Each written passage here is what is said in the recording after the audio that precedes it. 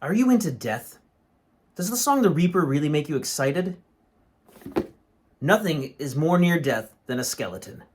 Today, on Underworld Tactics, we're going to be talking about just that, the undead, in a Warband review for Drepur's Wraithcreepers.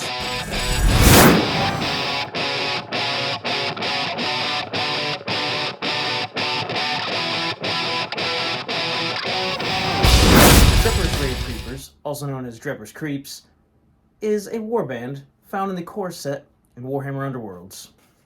The warband itself consists of 4 guys. There's Viceroy Drepur, the leader of the warband. He has 2 cronies, Godric the Lance and Sire Hackfell. All of them are armed with hunter's glaives. And then the last member is the Patrician, who is armed with a drumstick. Drepur is the leader. He's got a move of 3, his defense is on 2 dodge, and he has 4 wounds. He's hitting on smash for a range of 2, and he does 2 damage.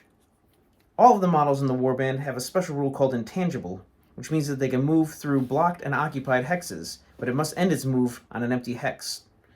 Godric the Lance and Sire Hackfell are almost identical, also armed with hunter's glaives, except they have 1 dodge for defense instead of 2 dodge, and they're also hitting on 2. The group of these models, between their move of 3 and their range of 2 on their weapons, means that they have a threat range of about 5. The 3 models inspire when, at the start of my activation, 1 or more of these enemy fighters are within 2 hexes of another fighter, which is basically a guarantee inspiration. It's only a matter of time before that goes off. Once they're inspired, Drepur gets 1 additional move, moving it up to 4, and his weapon hits on 3 smash instead of 2. He also gains a reroll on his attack action when he's using his glaive. In the case of Hackfell and Godric, they're gaining an additional move, additional dodge, and then one of their weapon, Hackfell's weapon gains cleave, and Godric's weapon gains ensnare. So they become more deadly, and they get that extra point of defense, which is crucial in this warband. The Patrician is the oddball of the warband.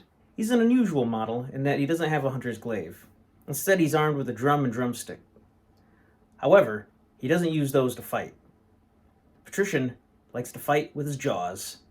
He uses those big chompers of his to take a bite out of life. He inspires when each other surviving friendly fighter is in enemy territory. When the Patrician's not gnawing enemies' faces off, he's doing one other thing, playing music. The Patrician's actually armed with a powerful reaction.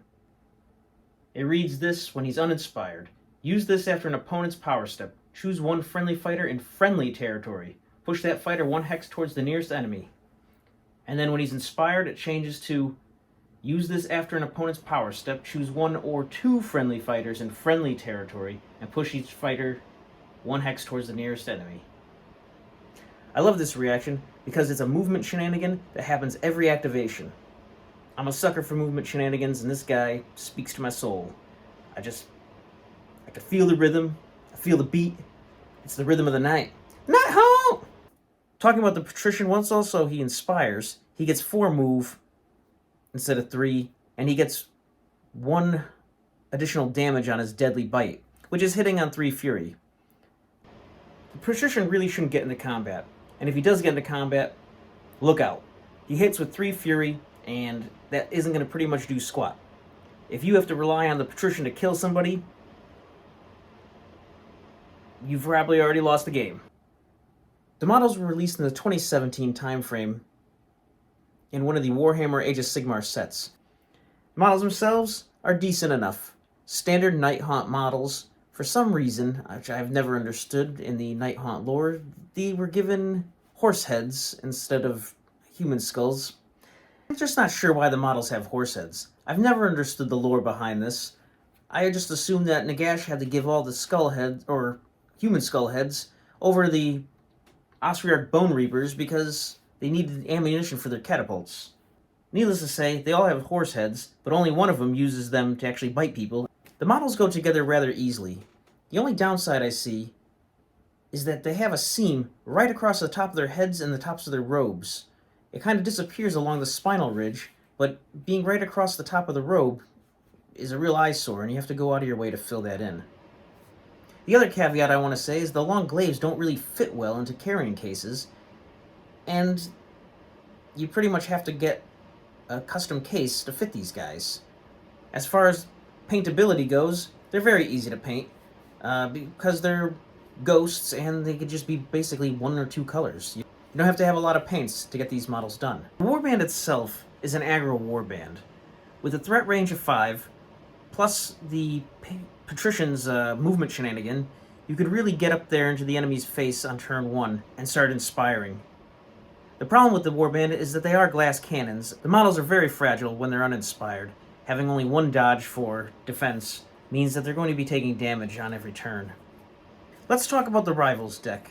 As far as the objective deck goes, there's 16 glory in the 12 cards of the objective deck.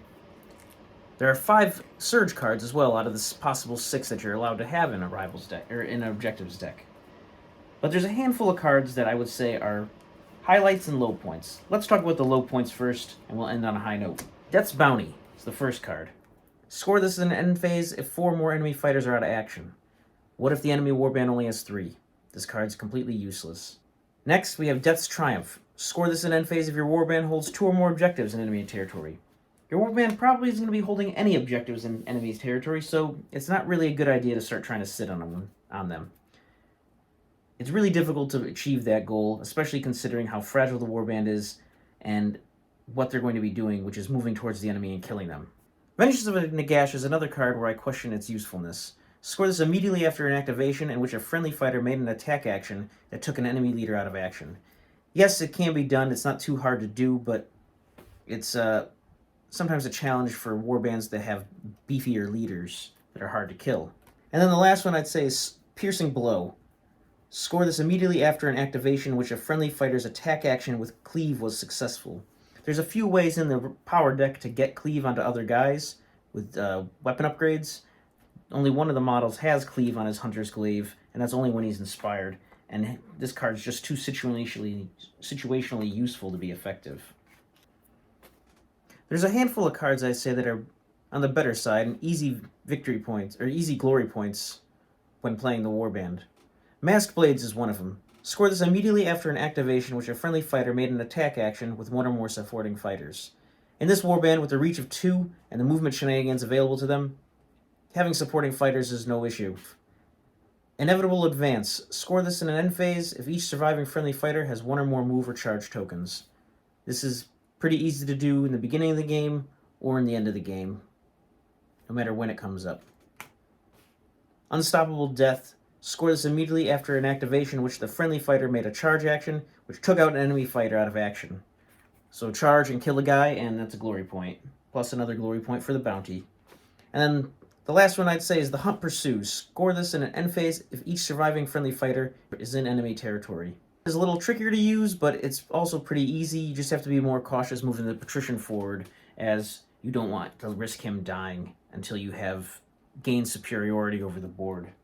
As far as the power deck goes, there's 5 cards that pretty much let you have enhanced movement. So on top of the Patrician's movement buff, you're able to move considerable distances and turns. The first one's called Drifting Death. Choose up to 2 friendly fighters and push each chosen fighter 1 hex closer to the nearest enemy fighter.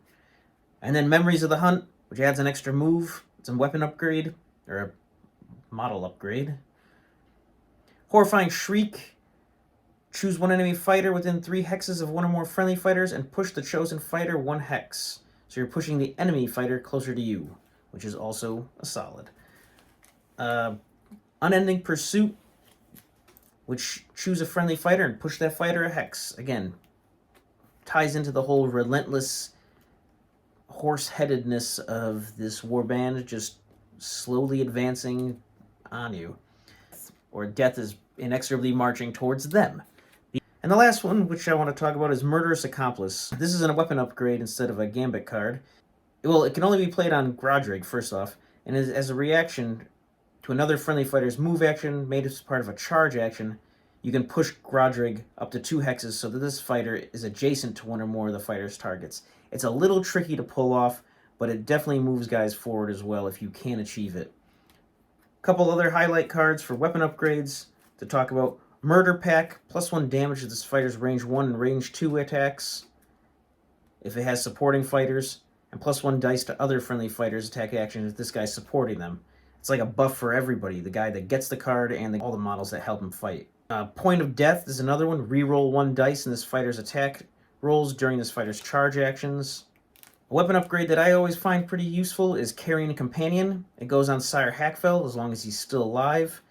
And then if the Sire Hackfell attacks and takes somebody out of action, you get a bonus glory point for killing them. So you get the glory point for Carrying Companion, and then you get the bounty point. 2 glory for killing 1 model. And then the last one I want to say is Bitter Strength. +1 damage to this fighter's range 1 and range 2 attack actions. This can go on any member of the Warband. On Drepur, Drepur Inspired, it becomes horribly brutal because he does so much damage. He's doing 4 damage at that point, which is just painful. Do I like the Warband? Yes, I like this Warband. I think it's a fun little Warband to play. The move shenanigans are one of my favorite things in any game, so having a Warband that can speedily move and disrupt your opponent by creeping across the battlefield in ways that they didn't expect is something that I always enjoy doing. As far as competitiveness with their rivals deck, I'd say that they're not as competitive as they could be. They have a few dead cards that I just don't ever want to play. Some of them are dead in your hand upon arrival. There's a handful of power cards, too, that I just scratch my head at and wonder why I'm even playing this card. Warband is incredibly fragile, too, and if you're not careful, especially against a shooting Warband, you're going to be losing, or a heavy aggro Warband, you're going to be losing all your guys in a game, and so that early glory points that you get are going to be the only thing that carry you through to the end of the game. But the Warband is a decent little Warband. It comes in the starter set, and it's worth picking up if you have an extra $60 lying around to buy the starter set. That's it for this Warband review. Leave me a comment if there's something that I forgot to mention. Don't be shy too, and subscribe for additional content as it's released. Thanks for watching, and I'll see you next time.